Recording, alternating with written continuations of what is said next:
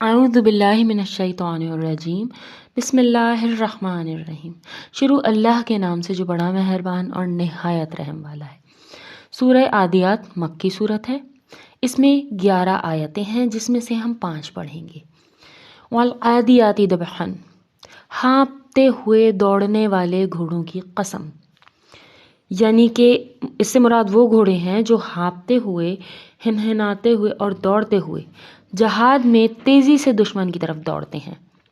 فالموریات قدحا، پھر ٹاپ مار کر آگ جھاڑنے والوں کی قسم، یعنی چلنے میں گھٹنوں یا ایڑیوں کا گھوڑوں کا آپس میں ٹکرانا ہے، اور ایک جو نال ان کی کھر پہ لگی ہوتی ہے اس سے بھی، ان کی ٹکرانے سے بھی آواز نکلتی ہے، جس طرح چقماق ہوتا ہے جو پتھر ہوتے ہیں آگ نکالنے والے، اس کی مثال یہاں پہ ہے۔ ان گھوڑوں کی قسم جن کی ٹاپوں کی رگڑ سے پتھروں سے آگ نکلتی ہے، جیسے چقماق سے آگ نکلتی ہے۔